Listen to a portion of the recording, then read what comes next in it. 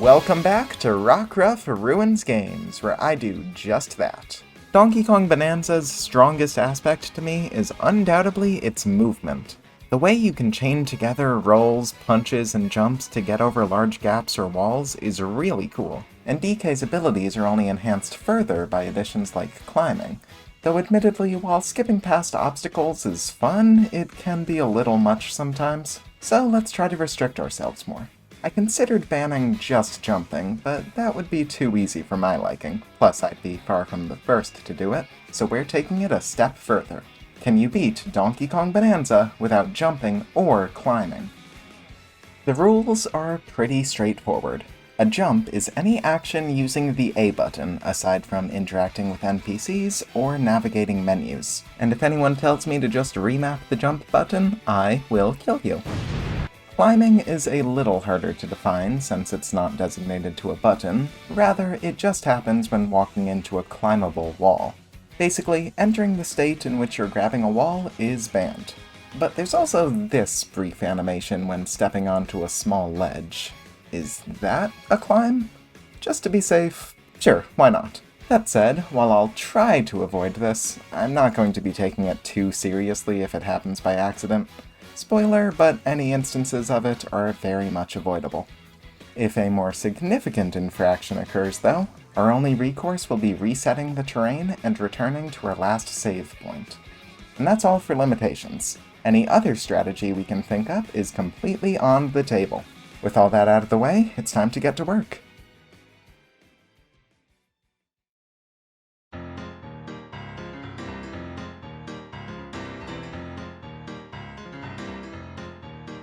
Our journey starts on Ingot Isle with a quick tutorial section. Let's skip past all the punching through walls until we find our first obstacle. This detonator. We need to perform a dive punch on top of the detonator to blow open a path forward, but the way atop it is, of course, jumping. But what if I told you we still have a way to jump, but shittier? Introducing rolling. While normally useful for distance, rolling also provides a small amount of height. That height can be increased a tiny bit by punching during the roll, which is just enough to scale this mighty hurdle. Now we just need to perform a dive punch. That can only be done in midair, so we'll walk off the side of the detonator, immediately begin the dive, then shift back over the detonator. You'll notice that the dive punch also gives some height, and it can even be chained out of a roll, though we lack much horizontal mobility during the dive. If there's a ledge we can walk off of, it's also possible to chain a dive punch into a roll, which is generally much more useful. We'll make more use out of that movement in a moment though. For now, let's roll through the rest of the tutorial and venture into the planet to begin Ingot Isle proper. First of all, this place introduces us to barrel cannons, and while it's definitely a stretch to say pressing the A button to shoot out of them would count as jumping, it's worth noting that we can just use the B, X, or Y button. Our progress up the aisle is unfortunately halted after the second cannon, so we'll need to head down into this crater to save the odd rock. Doing so goes smoothly, with absolutely no complications. Though getting out of the crater, that might be a different story. We can't climb up like we're supposed to, and there's no other platforms we could try to scale with our roll dive punch combo. So while we can't escape the crater through conventional means, I'm not quite out of ideas. Theoretically, if we could reach a checkpoint, we'd be able to teleport to it from the crater after saving the odd rock. So where exactly is the first available checkpoint? Ah, yeah, that's right. The place inaccessible to us until getting Odd Rock. We would get there by using the rock's music to unlock a cannon, but, you know, crater. Reaching the checkpoint early looks like our only option, though, so we need to do it somehow. We could go about this in two ways. Either we get enough height to reach the checkpoint from directly below it, which, judging by what it takes to do that with jumping, doesn't seem too likely, or we search for another route, somewhere else. And after some testing, I think I found just the spot.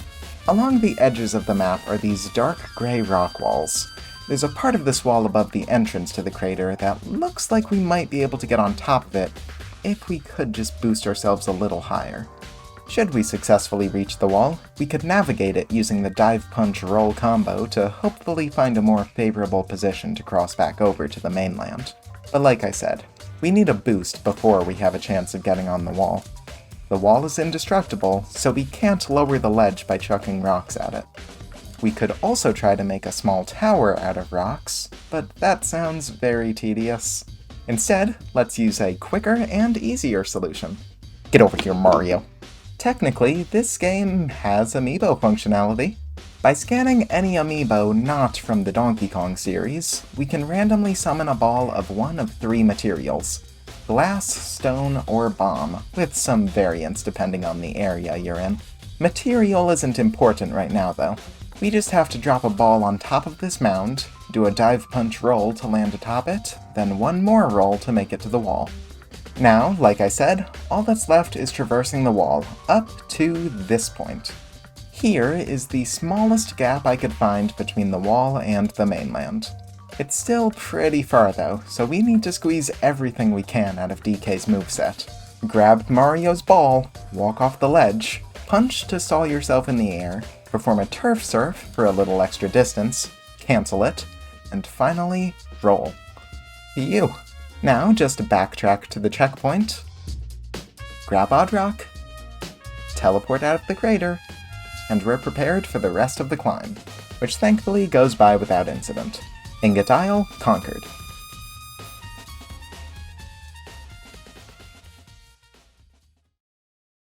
Next up, Lagoon Layer. Sublayer 100 is uninteresting, so let's skip to 101. Our goal on this sublayer is to destroy a few pillars, which will create a bridge across this gap. To reach the first two pillars physically though, we would have to climb. But just because we can't give them an in-person visit, that doesn't mean we can't destroy them remotely. Get back here, Mario. By chucking explosives at all the pillars from a distance, we can blow them up without ever having to travel to them. Hit all three, and with that, we're free to grab the ancient record to break Pauline out of rock form, and more notably, obtain Kong Bananza. While not groundbreaking for this challenge, it is literally groundbreaking, and should be a nice quality of life improvement for digging. I think it should also technically allow us to make it across slightly larger gaps, since DK himself becomes wider. Unfortunately, Sublayer 102 opens with a chasm too big for even Kong Bananza. The typical way around it, wouldn't you know it, is climbing. I tried my best to find a way atop the arch, but after floundering around for a while, I decided to abandon that idea. Instead of trying to work with the pre-existing terrain, why don't we alter it? Certain materials in this game are able to be stuck together to create towers or bridges, and we have plenty of access to one of those: dirt. By repeating the process of grabbing a chunk of dirt, walking off a ledge, throwing the dirt back at the ledge, then teleporting to a checkpoint, we can slowly but surely make progress over the gap until we're close enough to close the distance with a turf surf into a roll. From here, we can simply use Kong Bananza and roll attack through the stone in front of us, rising onto the top layer in the process. Keep that technique in mind for the boss of the Lagoon Layer, Pika Bruiser. While this fight is easy at first, during its final phase, it'll create a mound to retreat onto.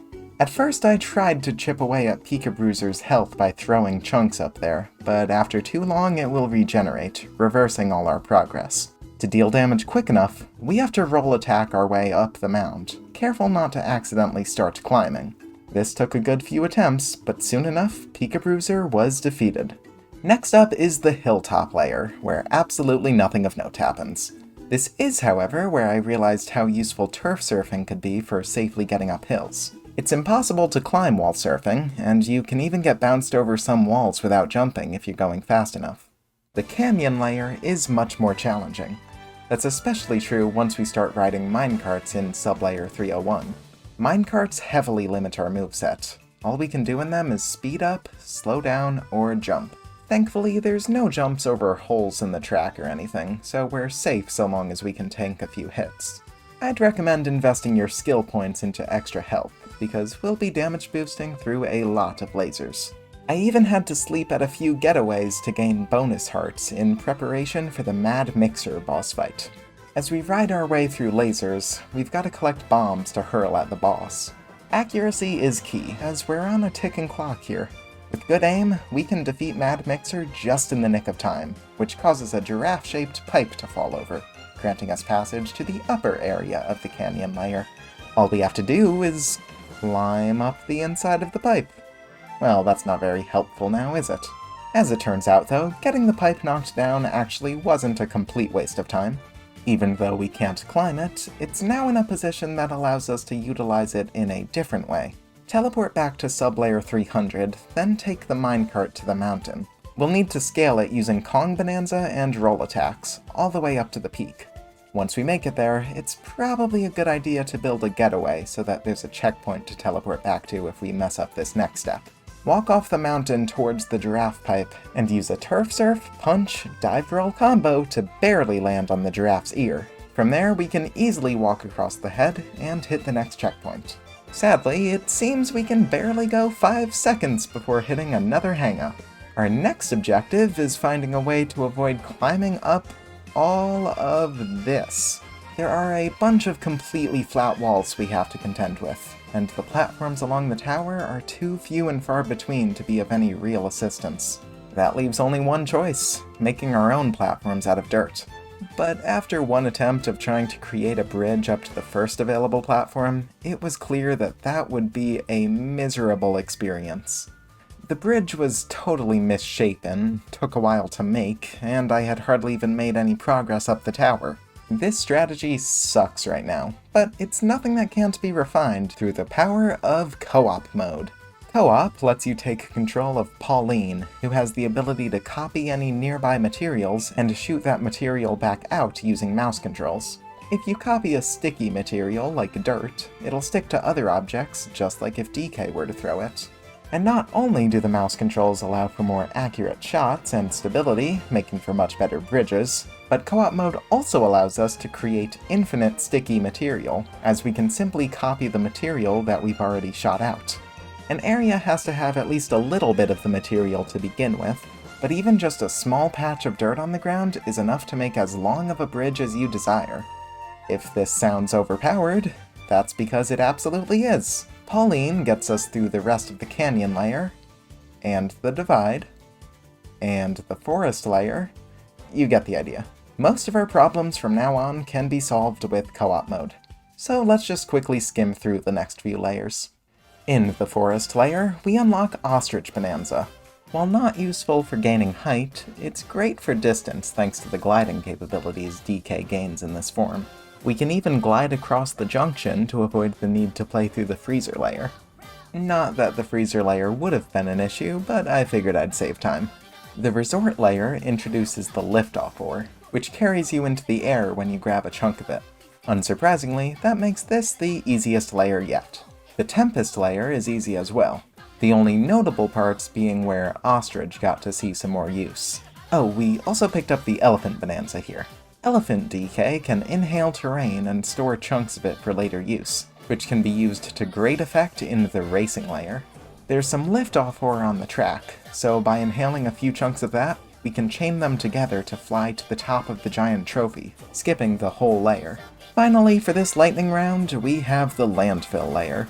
Literally all we have to do here is dig down and refight the Pika Bruiser, which I'd say is actually even easier than before since Pauline can just snipe at it without us having to climb the mound. Things are about to ramp up a bit though, as now we're moving on to the Radiance layer.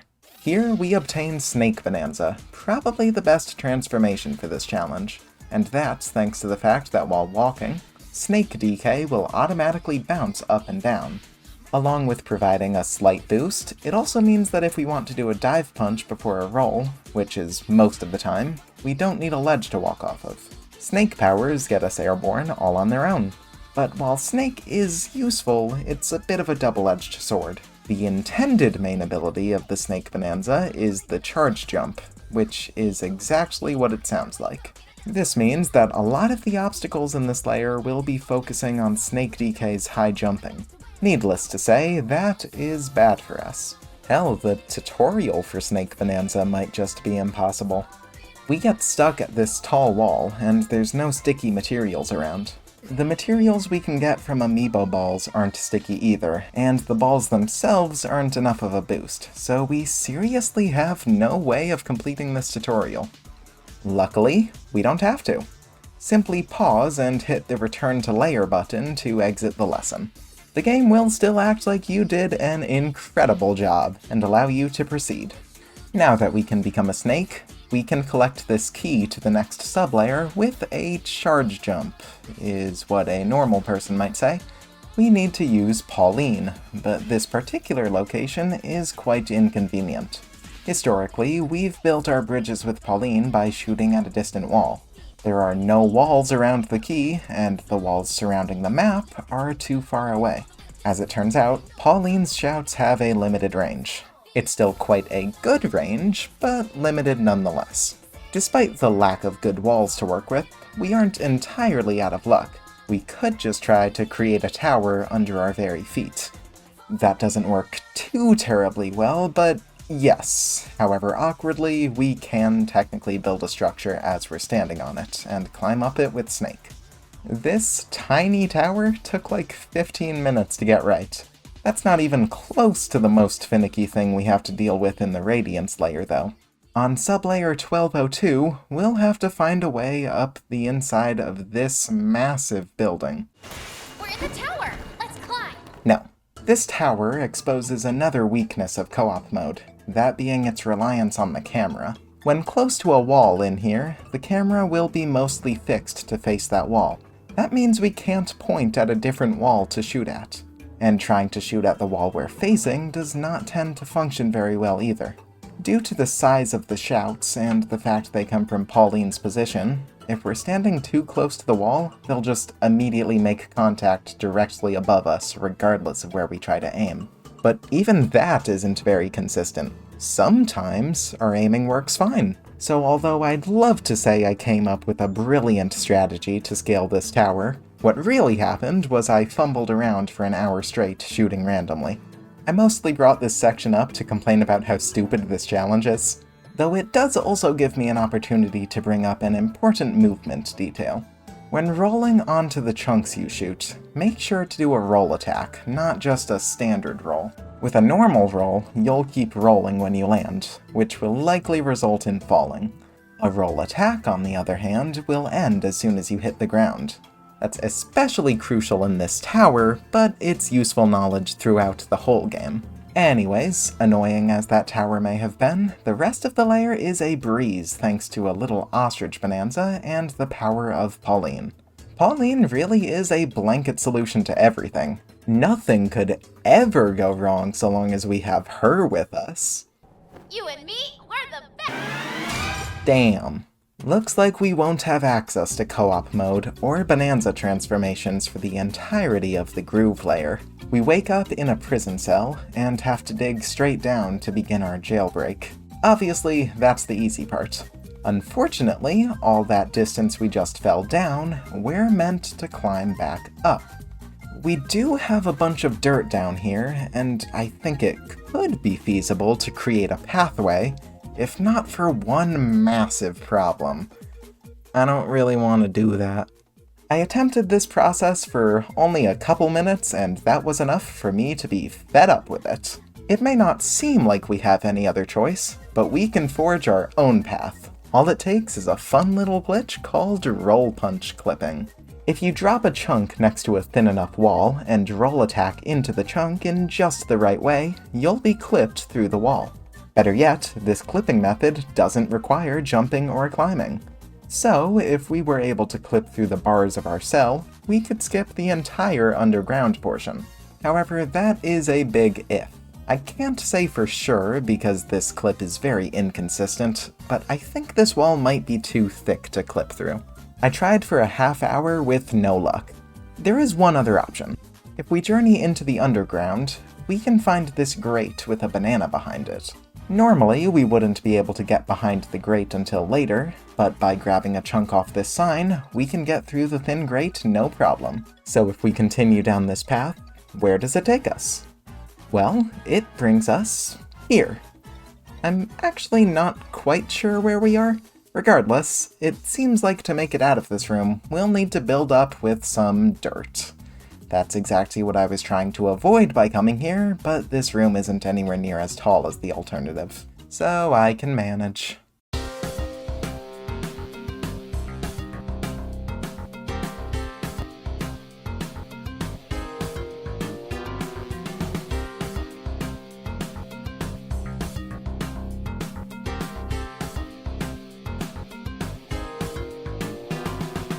Perfect. I honestly still don't recognize this place, but fortunately the barrel cannon brings us to exactly where we want to be. The Disco Hall. To complete the Disco Hall, we have to walk down 3 different hallways to activate 3 music sources. Each of these hallways has a ledge to get over with a roll into a dive punch, but those are all easy and the exact same. Only the 3rd of these hallways is any real trouble. Check out this wall. It's completely indestructible and meant to be climbed. I decided to solve this by bringing back the old amiibo ball. There's no nearby ledges to work with, so getting on the ball takes a very precise dive punch. Usually we'll either miss the ball, or the punch will knock the ball away. Once we're on it though, all it takes is walking off, dive punching, and rolling. Or so I hoped. It looks like we'll need to get a little more height out of the ball somehow.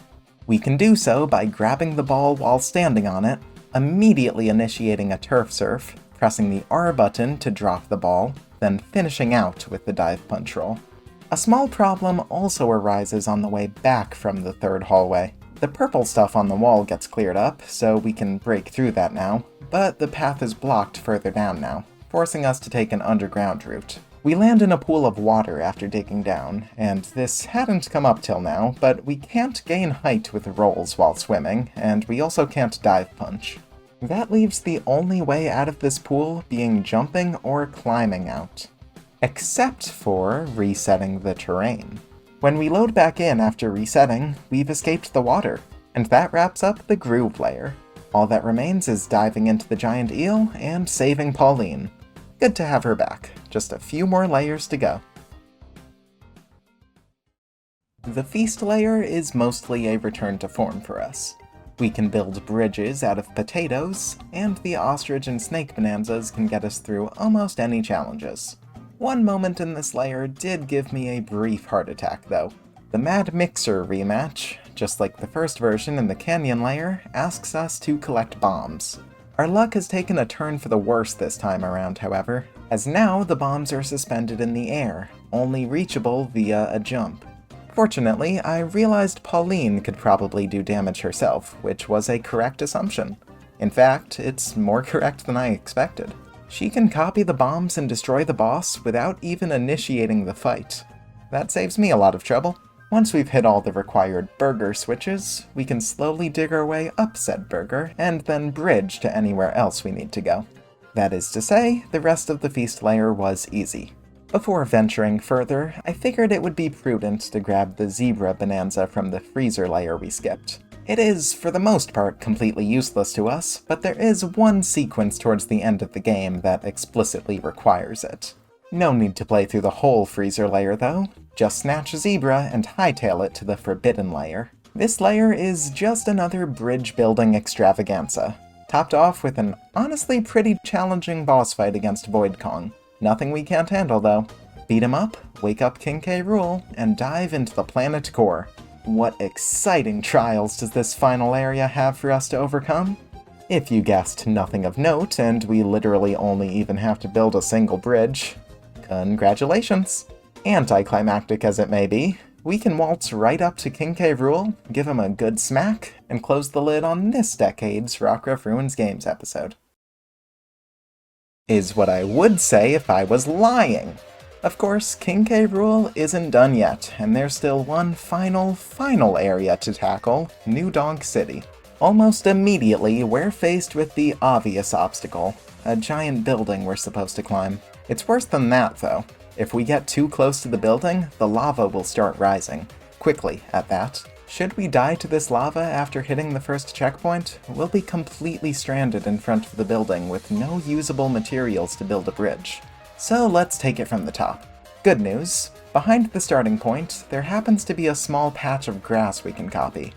Bad news, there's nothing within range that we can latch onto. Save for the ground. If you recall from the Radiance layer, I said that creating this tower from the ground took about 15 minutes. Now what if we needed to do that, but all the way up there? That is what I experienced for an hour of my life. If there's one solace we can take, it's that we have an infinite Bananza meter now, so we don't have to worry about running out of snake. Progress was slow at first. I fell off a few times, but this low down we can use this fan to blow ourselves back to the top of the tower. Higher up though, we'll need to be a lot more cautious. Eventually I settled into a rhythm. Copy the dirt, shoot a bunch in front of us to build up, and carefully hop to the next layer of dirt. Still, every bit of progress was more stressful than the last. By this point, my nerves were racked as hell. Mistakes like this were terrifying. Once we're finally high enough, we can use Ostrich to glide to the building. The next couple sections are pretty normal. Use Zebra through these crumbling bridges, use Elephant to inhale the lava blocking the path, and use Ostrich to cross some small gaps. It's a little tricky, though nothing can compare to the tower from earlier. Okay, well, it's not fair if they just go and do another tower. This one got me pretty worried for a moment, as it seemed that I had hit a build height limit. Fortunately, building off of the girders to the side allows us to go higher. The solution isn't quite that simple, though. Unlike the first time we did this, the rising lava isn't triggered by moving too far forward. This lava is triggered by hitting a certain height, and that height is a decent way off from the top of the tower. There is no way to build up fast enough to outpace the lava, so we'll need to prepare a route beforehand to get to safety. Now, we lost our dirt after dying, but lucky for us, there's a fractone nearby that we can steal the organs from to use as parts. Fractonium is another sticky material, so grab that and start building. One possibility could be building closer to the tower so that Pauline is within range to shoot at it. Problem is, it seems the point at which the lava starts to rise is actually lower the closer you get to the tower. Perhaps there's some perfect spot we could build in, but there's a second possibility that would require much less trial and error. Maybe we can get onto the crane. It's about as tall as the tower, so I bet we'd be safe from the rising lava if we got up there in time. Once we're right below the lava trigger, start shooting at this point on the crane, right where the metal starts to slant forward a tiny bit more. Form the bridge, and once done, prepare to carefully but efficiently begin the walk up with Snake.